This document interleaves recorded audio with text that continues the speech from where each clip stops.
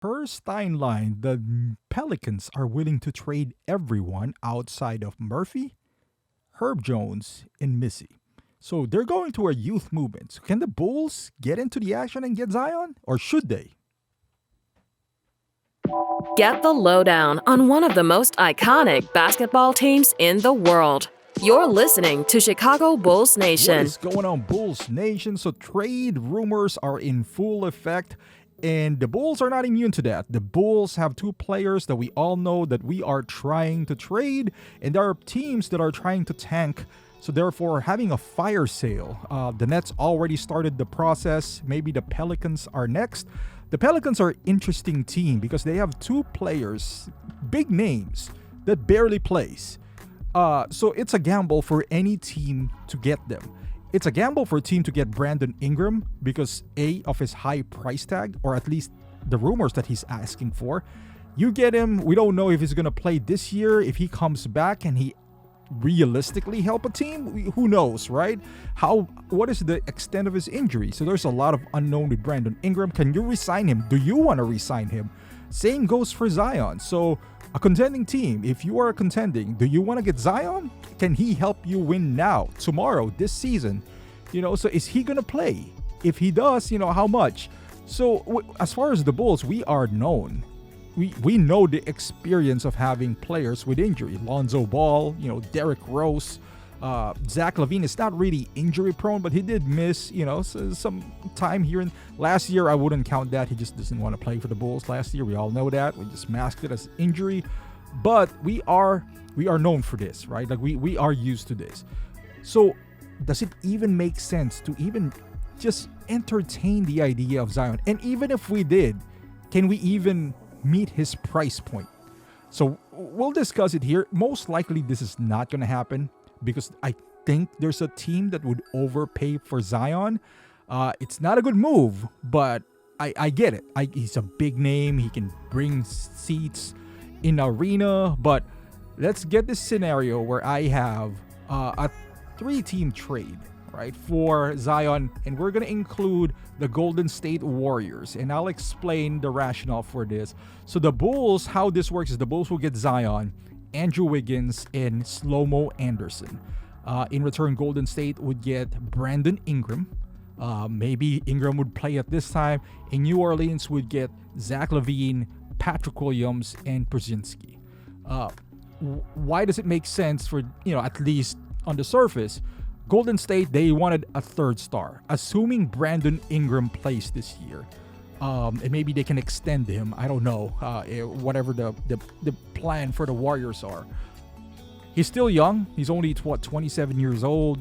He kind of fits their mold, like KD type of guy, but younger, a little bit more injury prone. But let's say they're willing to pay him, go over the second apron. They just got Dennis Schroeder. They feel like they're set. They're young.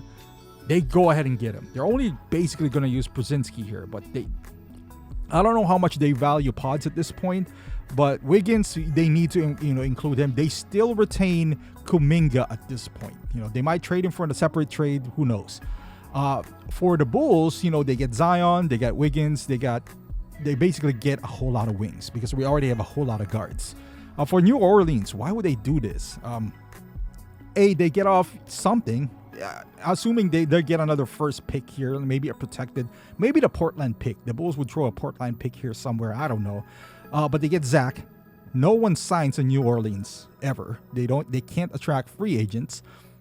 B, they get Pods, which is, he's still young. He's in a cost-controlled contract. You could pair him up with, assuming they trade CJ as well, and they go with their point guard, the one that they just acquired. Man, I can't remember his name, Murray. And then the shooting guard is Zach LaVine. They can bring Pods off the bench, something like that, and then put Patrick Williams to replace Zion. Patrick Williams is a cost-controlled contract as well for the next 4 or 5 years. Zion, he's still young. He's only, 22 years old.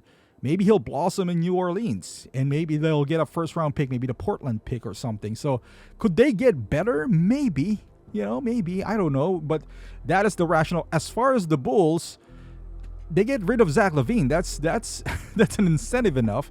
With Zion, his contract has this clause where you can get out anytime. So if he starts being injury prone, then just cut him. Just if you want to, or trade him somewhere.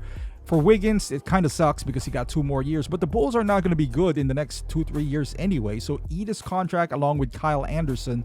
The only value really lost was Patrick Williams and maybe the Portland pick, which I don't know if it ever will convey.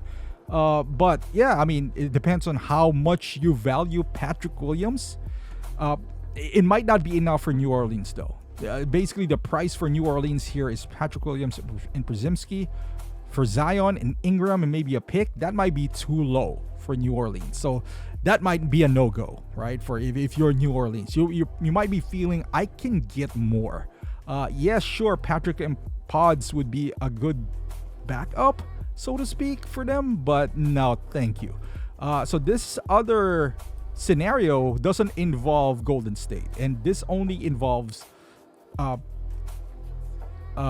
Zion. So this one is no Zach LaVine. They don't want to absorb that contract. Now you got Patrick Williams, Kobe White, and Chris Duarte, and no picks whatsoever. Now you get 2 young guys in Patrick Williams that would replace Zion for half the price, and Kobe White, a guy that you can pair up with DeJounte, and Chris Duarte is just a throw-in for salary purposes. Is that enough to get to Zion? Me personally, for Bulls, now I got something to lose because I feel like Kobe White by himself can net us a first-round pick if we ever decide to trade Kobe White. This is where, if I'm the Bulls, I'll be like, all right, I got to think twice because I'm not getting rid of Zach. This move is kind of like to win now, because you're not getting rid of any players whatsoever. Like the guys that you want to get rid of, you're not. You're still stuck with Zach LaVine. So you're basically pairing Zach LaVine and Vooch with Zion to win right now. Is that enough? I don't know. Is Zion good enough? We don't know, right? No one knows because he hasn't played that much. So you get a core of Giddey, Zach, Zion, or Patrick Williams is gone, or maybe whoever the small forward is. You can insert Ayo there, for example. Zion, and then Vooch.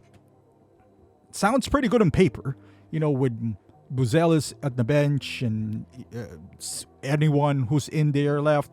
So that's where the Bulls were like, hey, we already won enough games. Maybe we can't out-tank the other team, so might as well ride this thing out. But now you're losing Kobe White. How valuable is Kobe White? I still would do the trade if I was the Bulls. I would still do it. I'm not a big fan of Patrick Williams' contract. But that's just me. But I would love to hear your thoughts. I don't even think New Orleans would do it. They might, because of Kobe White.